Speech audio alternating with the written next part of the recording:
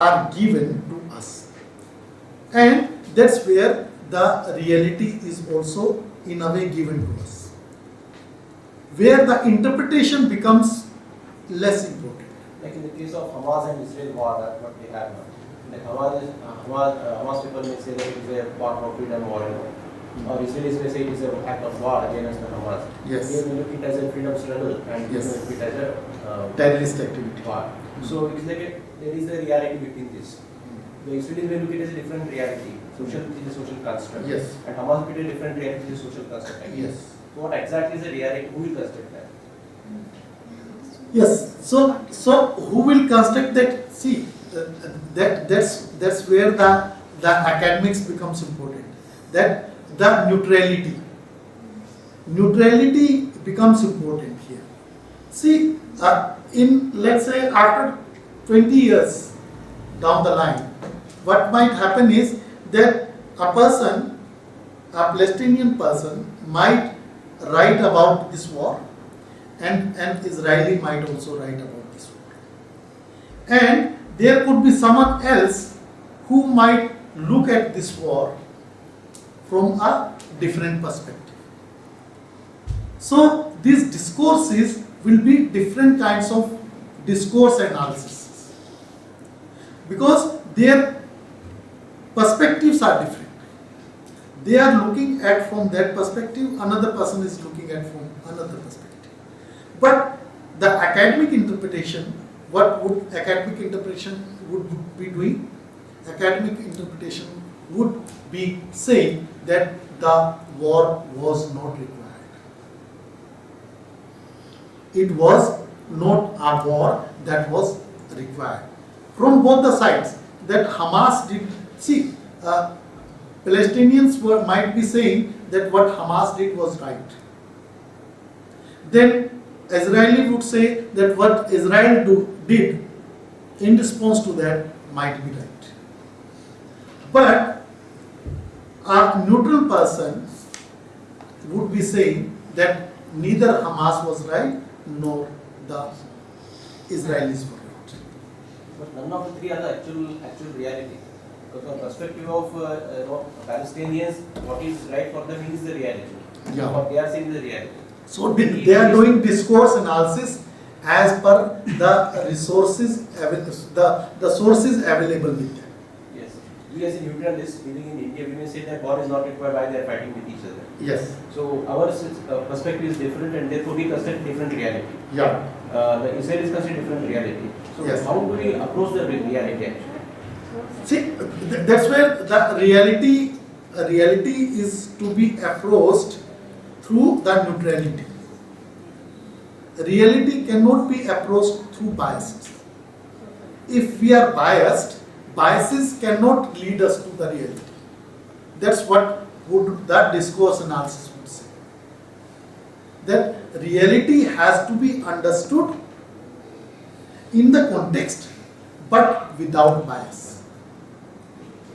And neither the Palestinians nor the Israelis can understand that reality without neutrality.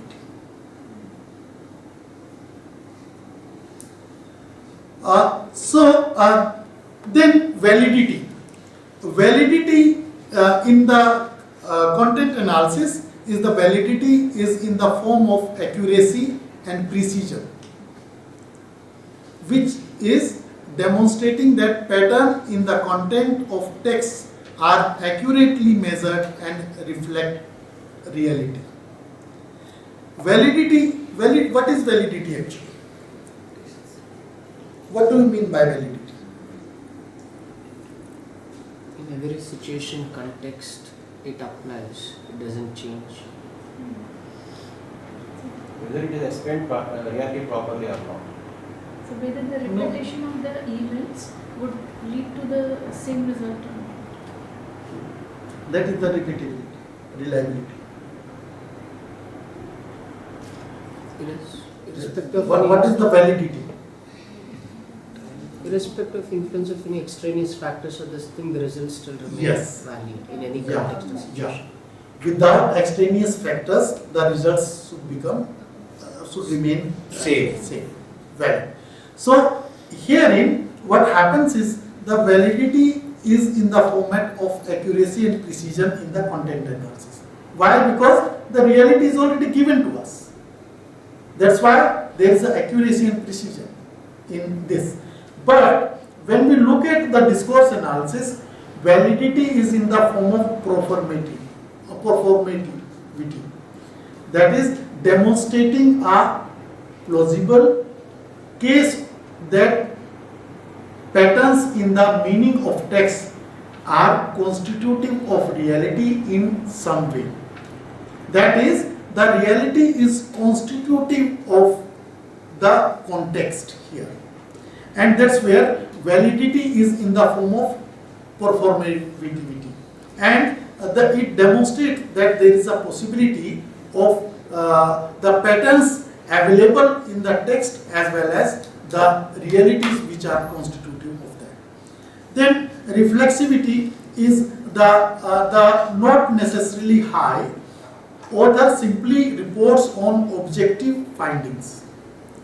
See, reflexivity. What is reflexivity? Validity, reflexivity, these are different. Herein, what we do is that in the reflexivity, in terms of content analysis, herein, it is not necessarily, reflexivity is not high. Why? Because the author simply reports on the objective findings. Whereas here, the reflexivity is very high. Because author is part of the process whereby meaning is constructed. Here meaning is constructed. When we are saying in terms of Hamas and the Israelis, then the meaning is constructed as per the author.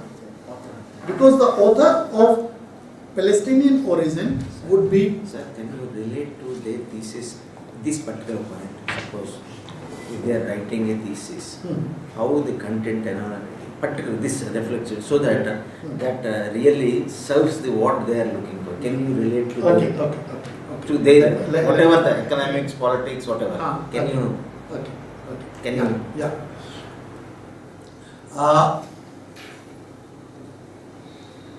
See, in let's say in any kind of economic studies, okay, let's get into the poverty again.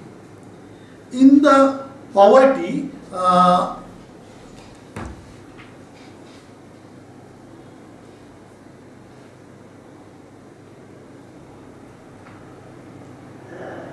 here, can I add one point? yeah. See, as for I have very little knowledge, understood, little I have followed. What I feel it is, in content analysis, whatever the data which is available to you, whether it's a primary data or a secondary data, you are simply elaborating the point what it was discussed. Am I right, sir? In the content analysis. What was actually, let's say, one table. Yes, sir. Yes, sir. One table, yes, sir, of poverty. Yes, sir. Yes, sir. So that is what it is. Yes, sir. That is what? Yeah. The content analysis. Yeah. So, whereas this is not exactly what it is there in that particular table. Looking at this, you will also depend other sources. What other sources are talking about? Yes, professor, some economics professor has talked about like that. Say for example, Dadi Babi.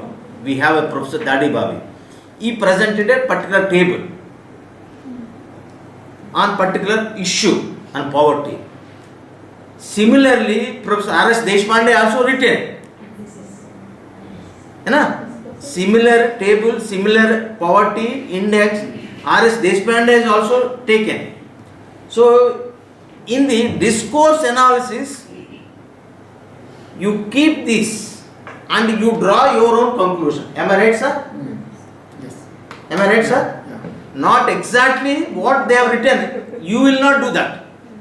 Please, can you please? You take them.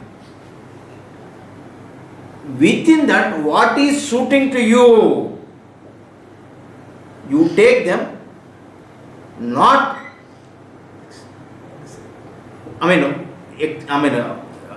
not missing their idea, but you are also adding your idea. Am I right, sir? The interpretation. Am I right, sir? Yeah. This is what I feel it is. This is what discourse analysis, that is what content analysis.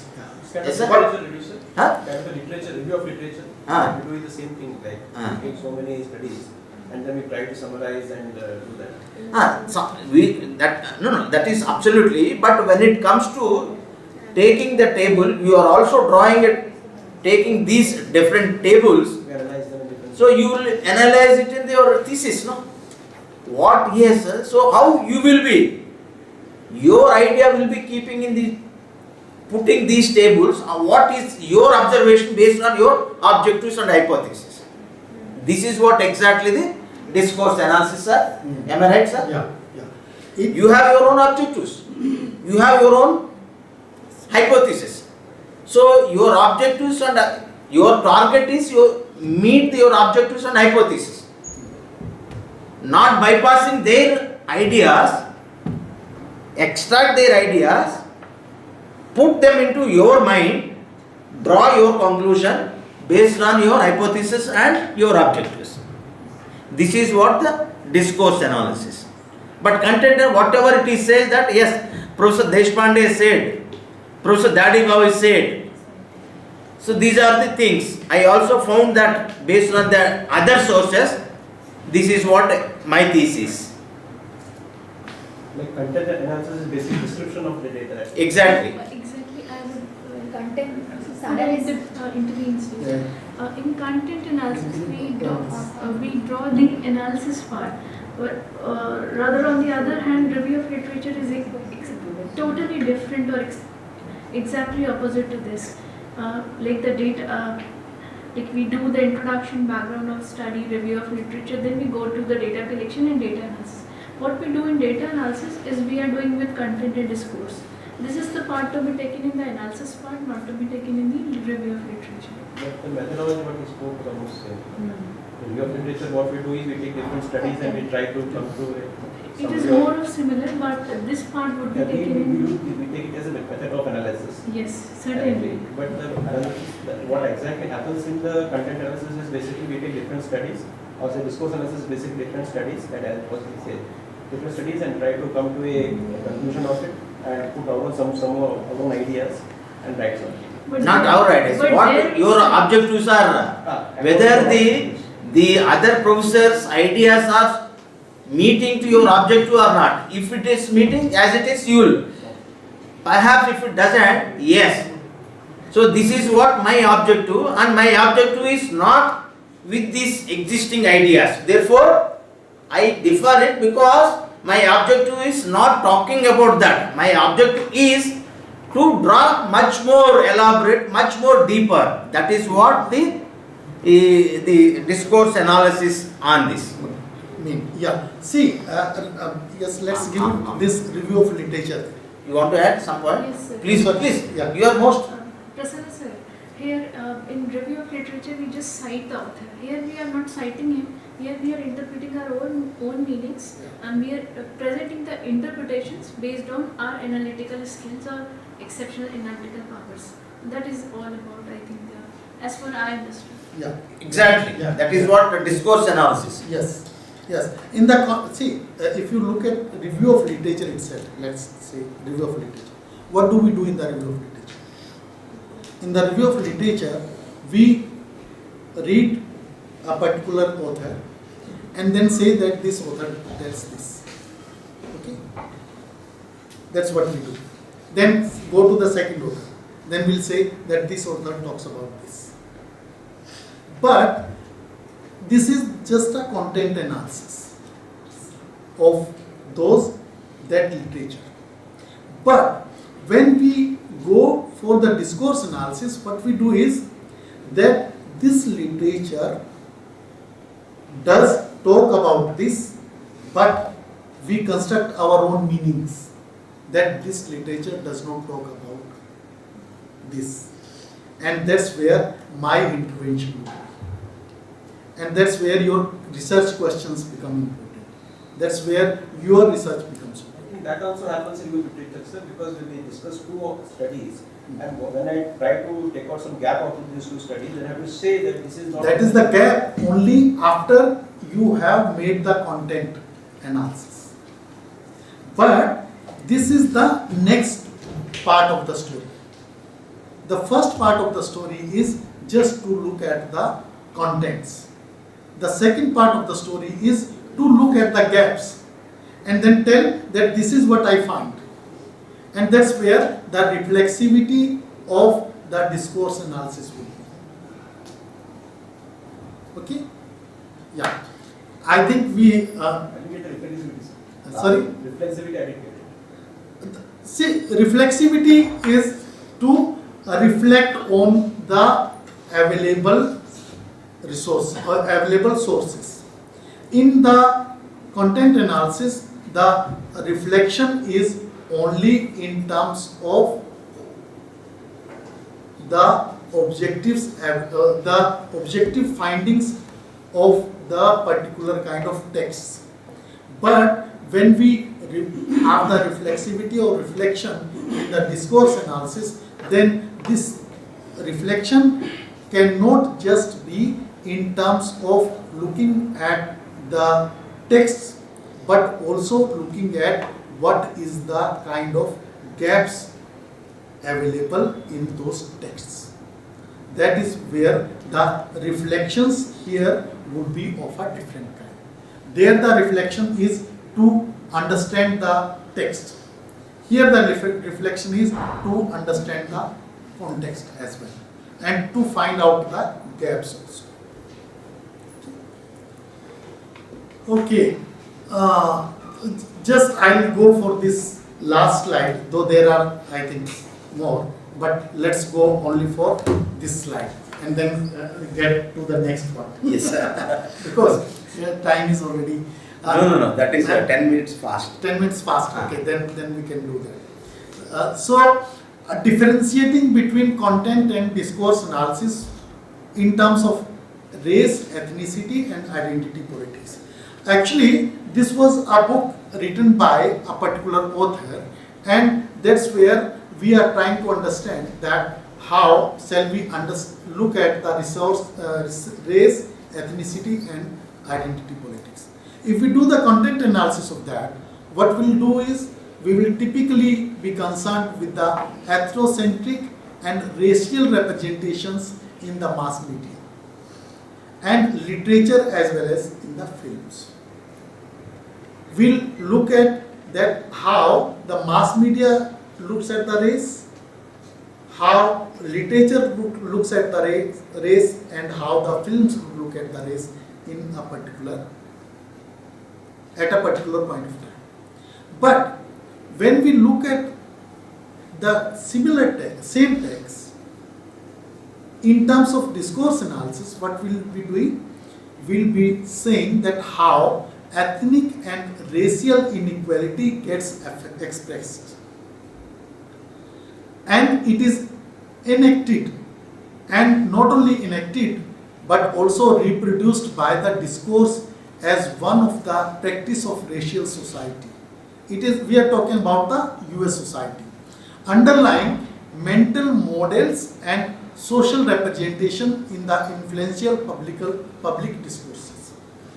If you see that in, let's say, before 1960s, if you look at the racial discourse in America, then what we will find is that the racial differentiation was considered to be a routine, normal.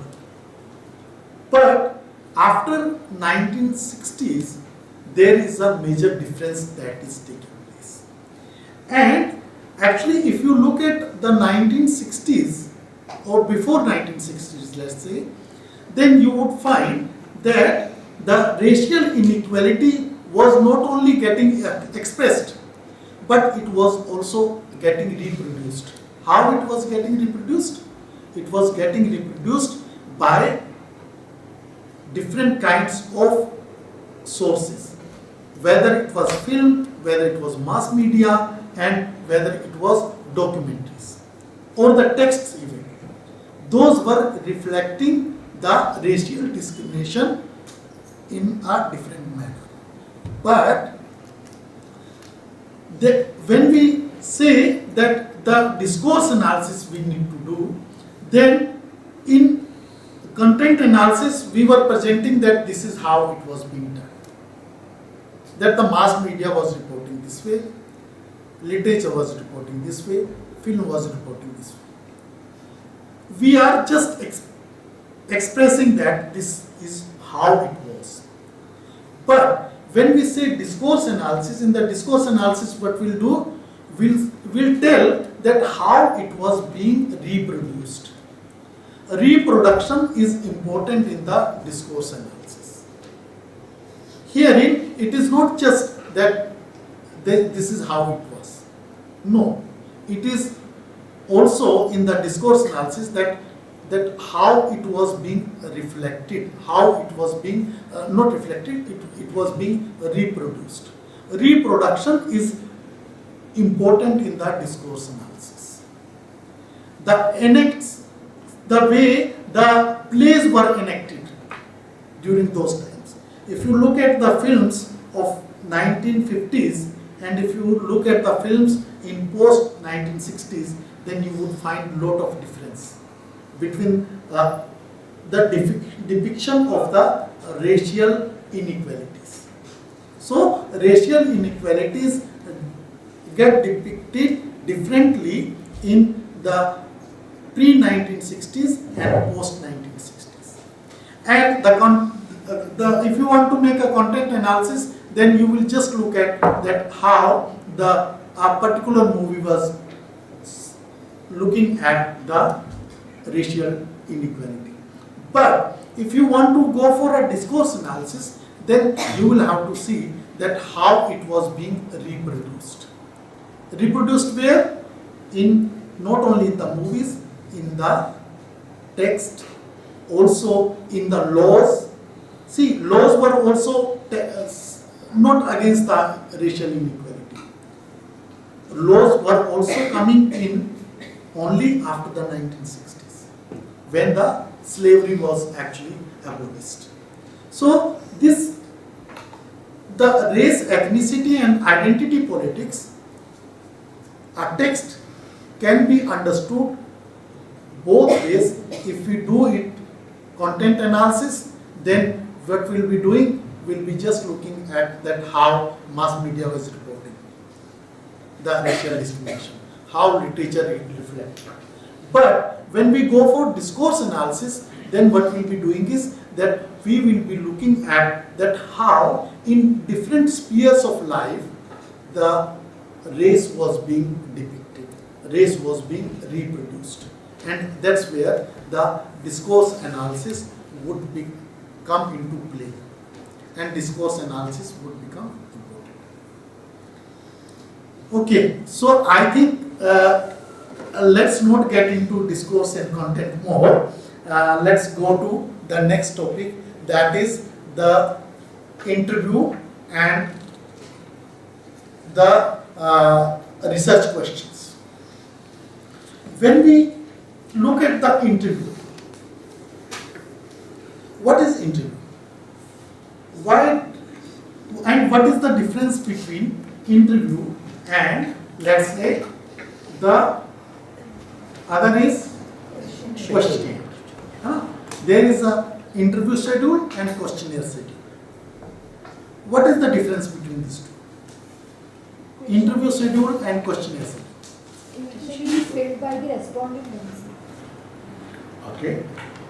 Interview schedule is filled by the interviewer. Interviewer. So yes. So information here is becoming important, wherein at one point of time the interviewer has to make the interview schedule, and then let's say apply it to his or her research. But in the questionnaire schedule, what happens is we give it to the respondents, and in both of these, what happens is that the questionnaire is a common between these two, because questionnaire has to be there. In the interview, questionnaire is of a different kind. In the questionnaire, the questionnaire that it will in the survey. Let's say survey. The questionnaire will be of a different kind. Then, in the interview, what happens is interview is of a more probing nature. But survey is not a probing one. Survey may not get into the nitty-gritties. But in the interview, we can get into the nitty-gritties.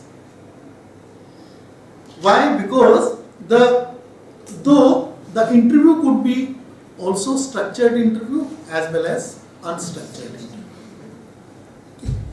But unstructured interview, if we have the unstructured interview, then what will happen is that we can create questions once the respondent responds to us in the unstructured question. Whereas in the structured questionnaire or interview, what happens is herein we tell the person, though we are interviewing the person, but we are not asking him to express beyond the structures, beyond the structured questionnaire, because we have already decided that these are the kind of questions we will be asking. But in the unstructured questionnaire, we don't have, we are actually open. The unstructured question is much more open. And then actually, there are different types of interviews. Sir, I have a small question. Yeah. In the interview schedule, would it be possible to use, because in the focus group discussion, which is a very important tool in research, okay, and in all my studies I use that, and most of the time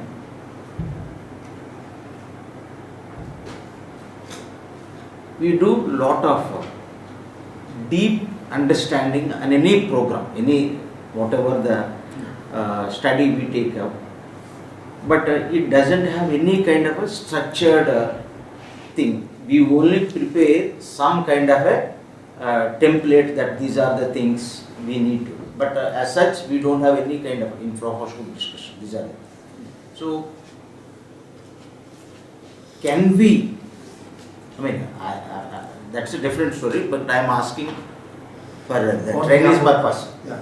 Mine is different because I'm asking in their perspective. In the focus group discussions, the interview schedule can be used. So, how it can be used? I mean, is it? Mixture of both the. No. Just for your purpose only, because. See, in the focus group discussion, what happens is herein we can do both ways. One is we can give them the theme and tell them that what do you think about this particular theme. Okay? And also in the focus group discussion, if we want to get the information as per our parameters, then we can tell them and frame our questions and tell them that what do you think about this particular aspect. Because I come from political science, I can give that example. Let's say, suppose we are going for our opinion survey. Okay, about the elections. And in the focus group discussion, what we tell, there are, suppose you are the focus group discussion respondents. What I can do is, I can tell you that whether this government, the present government, will continue or will not continue. That is one. Then, as I tell you, then you can reflect upon that. That will come, will not come, and these are the reasons and all that. But at the same time, suppose I say that what are the policies due to which this government can come? Then I will have to have the subsequent questions.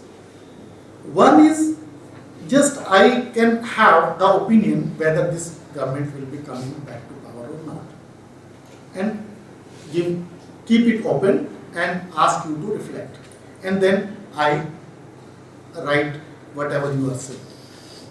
But at the same time, what can happen is that if I have more questions to probe, it is not only just related with the election, but it is also related with the policy. Then I would say that what are the kind of policies that you approve of this government, and what, then you can reflect upon that, and then I can again tell you that what are the kind of policies that you would like the next government to come out with. So the focus group discussion can be based on one theme also, and it can be based on different questions also. It would depend that what exactly you want, and that's where the research question and hypothesis becomes. We'll talk about that. Yes, sir. Yeah. So what are the types of interviews? There are different types of interviews. One is face-to-face interview, wherein you go and ask questions to the interviewer and then note it down. Another is the online interviews. These days we have got acquainted with the online also. So nowadays what people do is, instead of going for face-to-face interviews, we go for the online interviews. Then apart from online interviews, it can also be telephonic interviews, Yeah, where you don't look at the person, but you just get the information. But if you are having interview, face-to-face interview, then what can happen is you can get to know whether the person is telling lie or he is telling the truth. Yes. But on telephone, if you are not smart enough, you may not be able to get that information.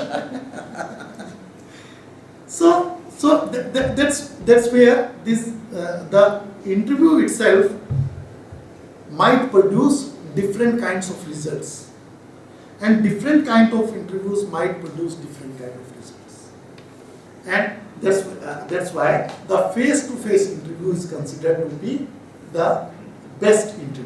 More accurate. More accurate, yeah. And obviously the focus group discussion is also part of the interview. That is also part of the interview. Then structured and unstructured interviews. Structured interviews are the closed questions, are having the closed questions, and it is having limited range of answers. Because in the structured interview, what you will ask? You will ask the profile of the person, that what is your name, or where from you come, and all that. Then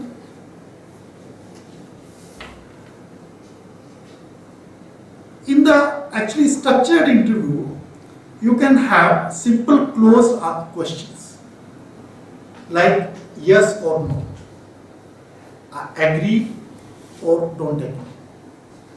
These kind of questions are the structured questions. And like if you look at that, how would you rate a particular kind of university? That is also structured.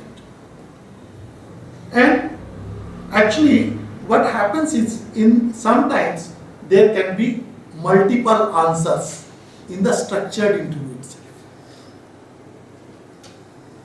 How? Suppose you are looking at the mass media. One question could be that do you have a mass media, or are you acquainted with the mass media? Then the mass media could be in terms of TV, it can be in terms of, let's say, newspaper, radio, and so many other things. So structured questionnaire might also have multiple answers also. It is not that structured questionnaire will or a structured interview will have only one kind of questions. In the structured questionnaire or structured interview, what you can do is you can also rank the preferences of the person. How? Like, please rank on what basis do you work. There can be different kinds of rank. On the basis of ideology, on the basis of caste, on the basis of religion, on the basis of the attitude of the particular candidate. So there can be, though it is a structured, but there are multi-level kind of answers. And therein you can also actually mark them, prioritize them. What you can do is that if you are considering a particular political party on the basis of ideology, then do you consider it number one, or do you consider it number two or number three in terms of, let's say, caste, religion, and all that. Okay. So structured interviews can also be ranked. Ranking of preferences can also be done. Whereas when we go for unstructured questions, the unstructured questions are more of an open kind. And these are more complex, and also these are in-depth interrogations. How? These are probing and look at the also flexible, unstructured questions. Like interviewer initiates the ordinary kind of conversation with the interview and then get into the details of it. But when it is structured interview, in the structured interview you cannot be a probing person or probing interviewer beyond a limit, because therein you will have to, even if you have multiple answers, then beyond those answers you will not get the beyond those answers you will not get the answers. But when it is unstructured, then you can be more probing. Then the questions could be in the unstructured one. What do you think of the initiatives of the government? Like some government has been in power, and then you ask that what do you think about different initiatives taken by the government? Then you are not telling that these are the ways you need to answer, but the interviewee is free to tell that whatever he or she wants to tell us. That's where unstructured questions become important. And another could be, how do you feel about a particular kind of decision? Not only about the policies, but also you can talk about that what do you think about the particular decision. Let's say Uniform Civil Code. Different people might have different kind of opinion about the Uniform Civil Code. And in the Uniform Civil Code also there could be further questions which might come as the respondent responds to. Like, suppose the respondent might say that yes, I am for the Uniform Civil Code. Okay. Then you can ask that why do you think that the Uniform Civil Code is important? And if then answer comes that these are the reasons that I think the Uniform Civil Code is important, then you can say that whether you are also interested in the Uniform Civil Code universally.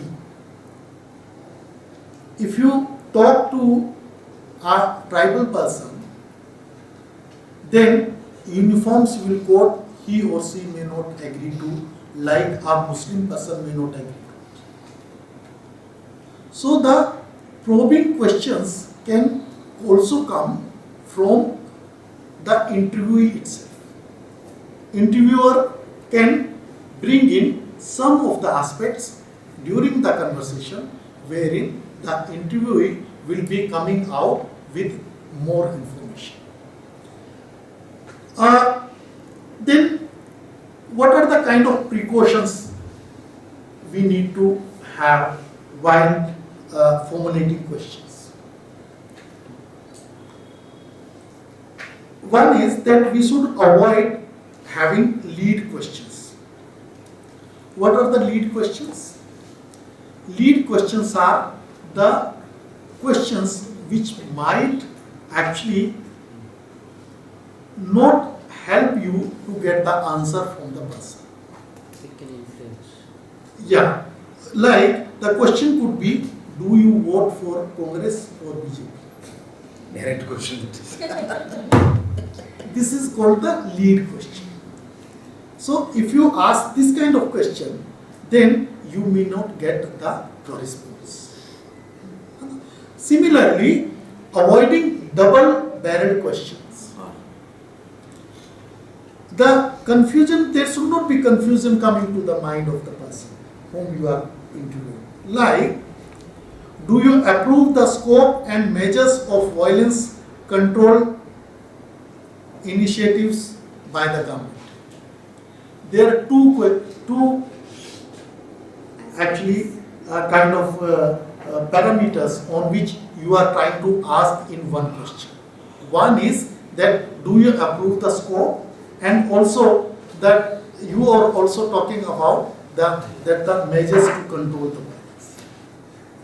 So this kind of question may not bring you to the answers, the kind of answers that you are seeking. Herein, what might happen is that the person might respond to first one, or might respond to the second one. Then what you will have to do is, you will have to ask the question again. So the double-barrel question is the questions wherein in one question you are asking two different kinds of information. Then non-confrontationist and non-threatening questions. That's very, very important. Why you should not be, your question should not threaten the respondent. If your question is threatening the respondent, then it will become difficult for you further get the information from the person. What could be the threatening question? So, are you definitely going to vote for BJP or not? Yeah. Are you going to vote for BJP or not? No. Yeah. You cannot say that are you going to vote for BJP or Congress? No. It is that are you going to vote for BJP or not? This would be the threat question. It's threatening only. Threatening. Though you are asking the question. And as a researcher, you might think that I am asking the right question. Because as a researcher, you might think that this is the right question. What is problem in this question? But because you may not realize that this is the threatening question to the researcher, to the respondent. And that's where the non-confrontationist or non-threatening question. Then simple and direct language is important. In the question should be simple as well as the direct question. Then pre-test questions. If you why we want to go for pilot study? Yes. Many times we go for pilot studies. Why do we go for pilot studies? We go for pilot studies so that we get to know that whether this kind of question is right question or not, whether these kind of questions will be responded to or not, whether these kind of questions will be threatening to the respondent or not, whether the person will be, suppose you go to a, let's say, Muslim locality and you start asking that do you approve the uniform civil code or not? The most likely answer would be that no. So you should be having a question that in a way wherein the person, first you need to acquaint with the respondent. Acquaintance is important. Without getting acquainted with the person, you cannot get the information. So, and for that you need to go to the field in advance. And that's where you will go for the pre-testing of the questions. We were talking about the focus group discussion. I hope you are not looking at the Watch.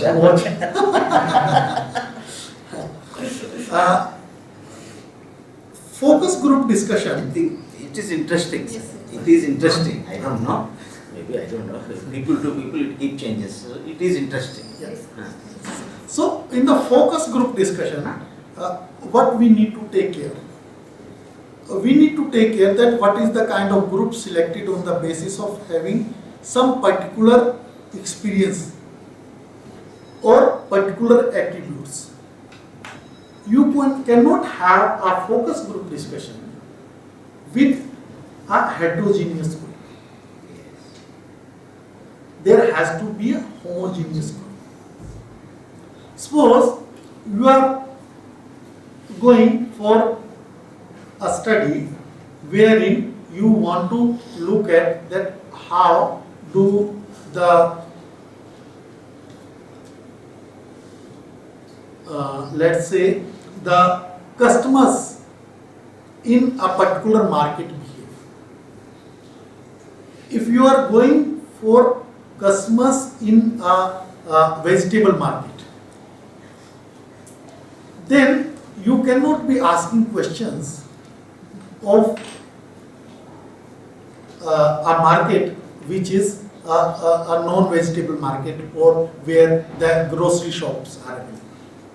So, focus group discussion, where herein you will have to see that, let's say, let's give another example. That suppose I want information about the higher education. Okay? And in the higher education, I include the school-going children. Will that be a focus group discussion?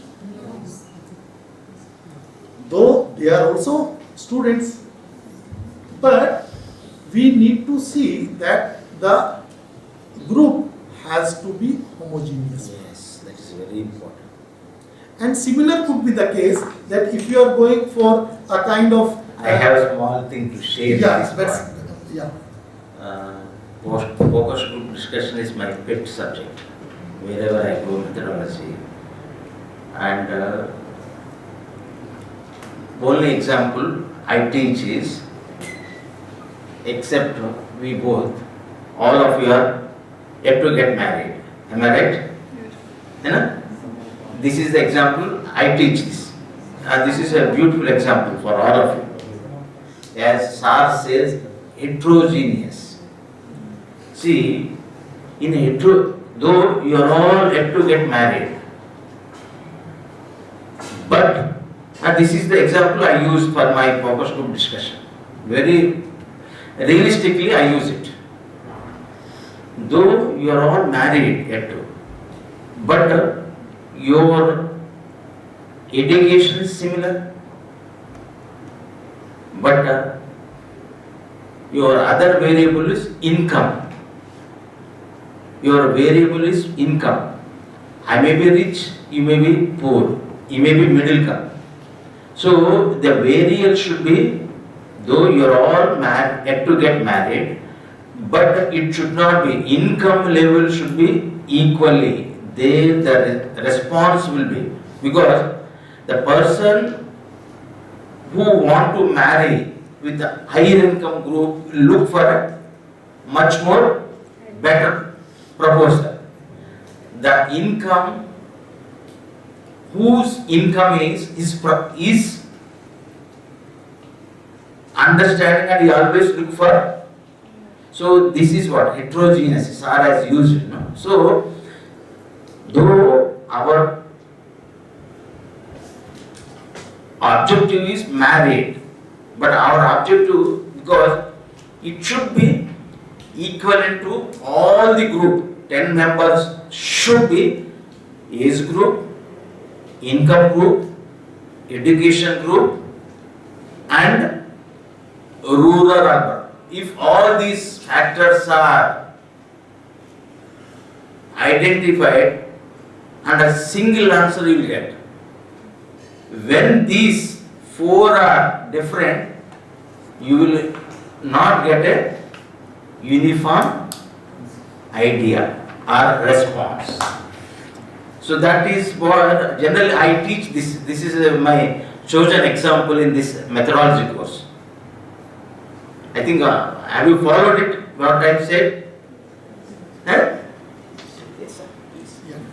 So, in the focus group discussion, actually, what we need to take care is also that generally focus group discussion is considered good, that if you give the respondents topic, instead of asking them question time and again, your intervention as an interviewer should be less. Yes. The focus group discussion meaning that you want the respondents to come out. How much they can come out. The more the information comes out from them, that is what the basic purpose of the focus group discussion is. And interviewer here is just as a moderator. You should not be intervening time and again, telling no. Suppose you don't like some idea, then you cannot say yes, no. You should not be talking like this. No, but as a researcher, what you need to do is you need to write down whatever the respondent is saying and responding to, and later on you can think about that whether that information is important for you or not. That is a different matter. But your intervention should be less and less, and that's where this will be important. Then what are the I'm not used to focus group. It's just face to face. But still, I was wondering, in the commented group, if somebody gets more emotional and they speak up and this thing, how do we control for that? And that now you're telling we should be more of a moderator and record everything. It happens, group effect, this thing. How do we control for it? I was just wondering. Whatever they are telling is facts, but sometimes they get more deeply connected with that experience or that situation, context, and they are not wrong. But how do we control for it? How do, you both are experienced in FDG, we're trying to get some inspiration for that. Yeah, I think because Sara has done more work on focus group discussion, I think if he responds, that would be better. I will give you how it is. There would be a control group also in it, because that is the okay. I'll just share you how it is really. It is very pertinent question was very crucial. Yeah, please. No, I will just go ahead because now you are Sometimes lunchtime. research scholars also get more emotional. Yeah. Then actually, what are the kind of steps? One is that you need to have the objective of the focus group discussion. Second is that the questions should be formulated in advance. Then you need to identify the membership. That's where the heterogeneity and homogeneity comes in.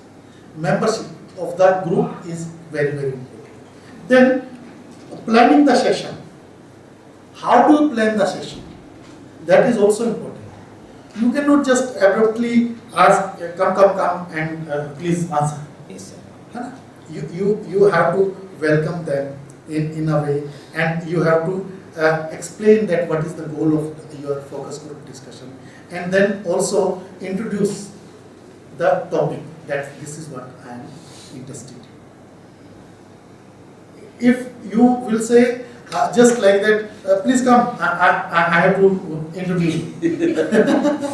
then in that case, you may not be able to get the kind of involvement because you have already annoyed the respondents.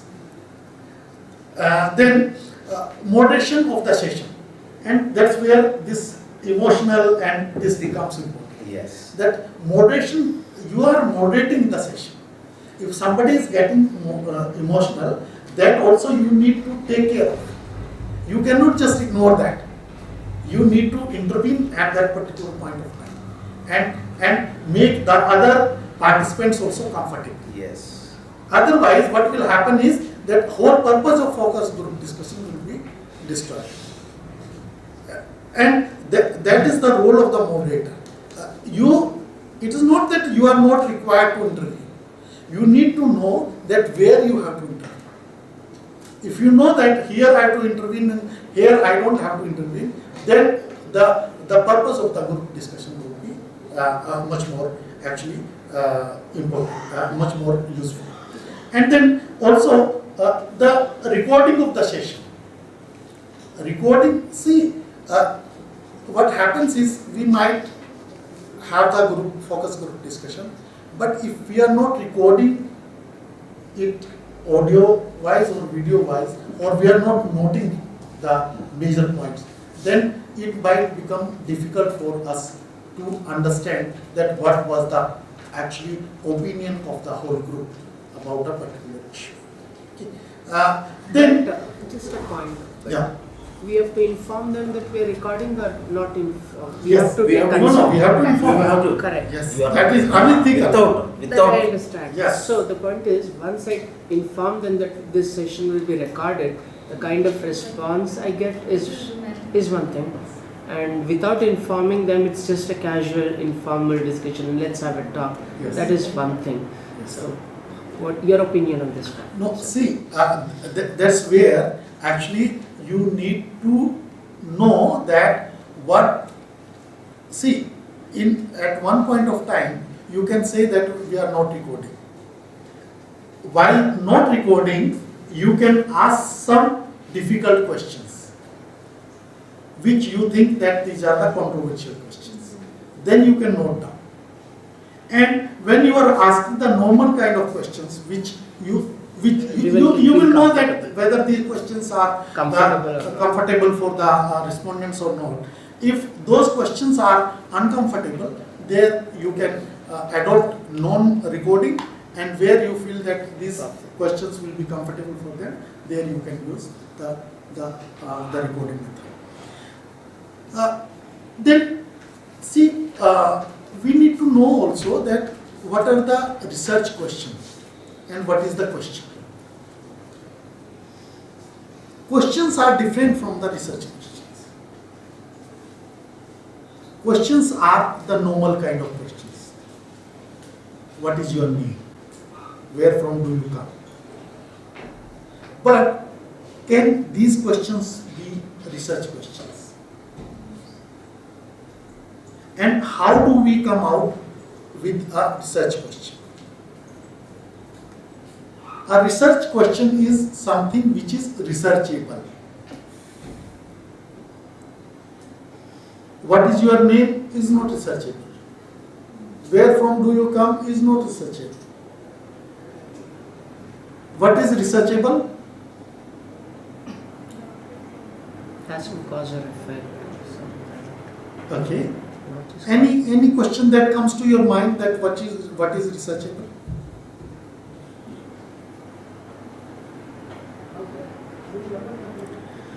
One person called Silverman, he says that a researchable question should be telling a lot about little, then little about lot. And how do you formulate that? One is that consensus challenging questions, and another is consensus confirming questions. There are different kinds of research questions also. And actually what happens is that the people say that research should be driven by the questions. It should not be driven by the theme.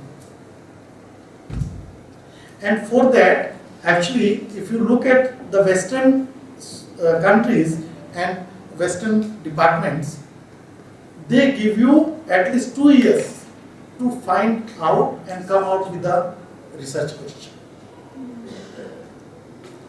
And what we do here in India, in particular, in let's say developing countries or underdeveloped countries, we don't look for the research questions. What we look for? We look for the themes.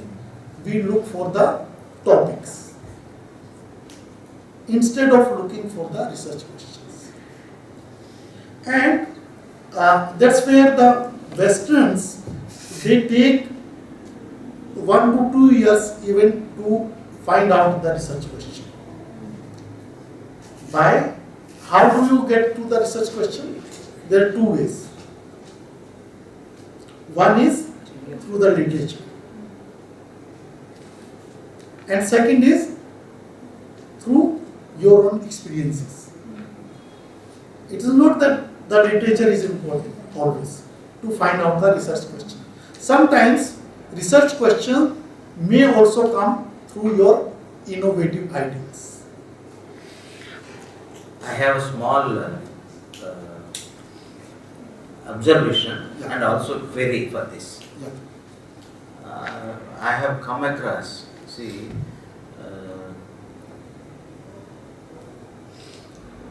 our studies, our research, when you compare, since you talk about Western countries, okay, the person from Western country who is doing PhD, his PhDs, though being an Indian, his PhD is more valuable than an Indian who is doing PhD un-Indian, is one query. Second, as I agree with you, of course, my answer is there only here also. A Western comes to India wherever, whatever problem he proposes, he resides and stays there, we eat them, mingle them, get the information, more reliable information, more authoritative work than as an Indian who does. Because his works are more accurate. His information is more accurate than our kind of information. Is it because, I believe that because he would be and the community owns him. Whatever the area he does, whatever the topic, whatever he particularly they own him, though he is not of it, but they owns them and get more of informative to him than to us. Is it because of the gap we have and the gap which he doesn't have? See, I think it is not just a question of the respondents, but it is also the question of the training. Question? Training. The kind of research training we give to our students or we ourselves get is qualitatively different from the kind of training that they get. Let me tell you just my own example.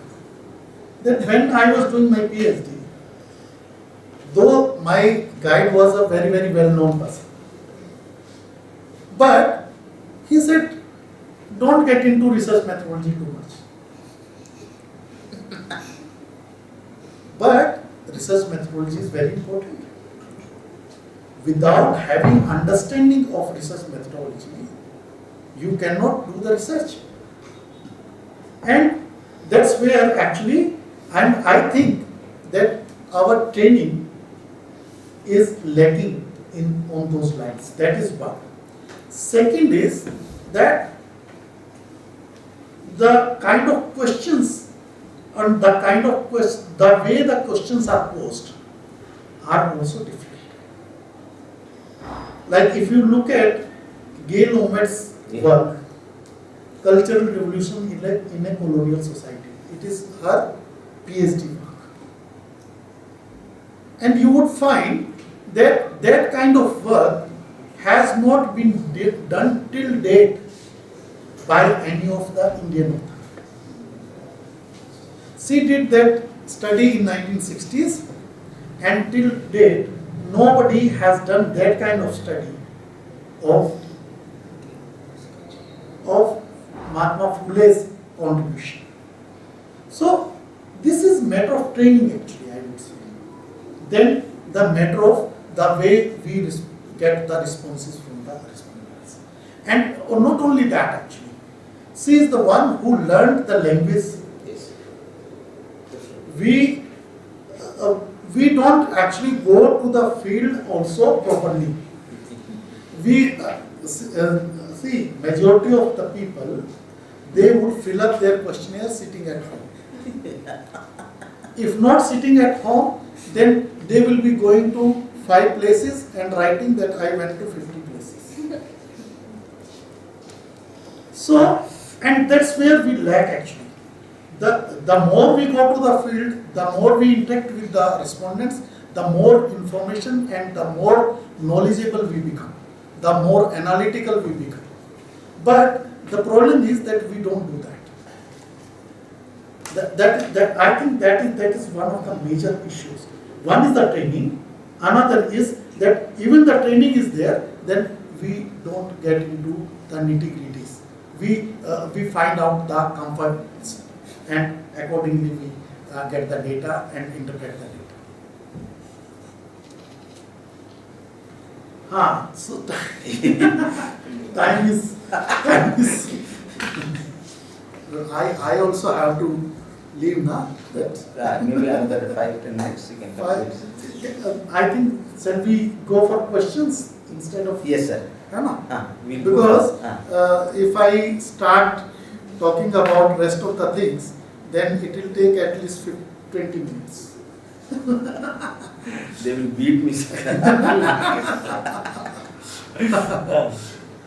So I think what we'll do, what I'll say is that the research question is instead of going into the theme you can decide, but still try to find out the research question.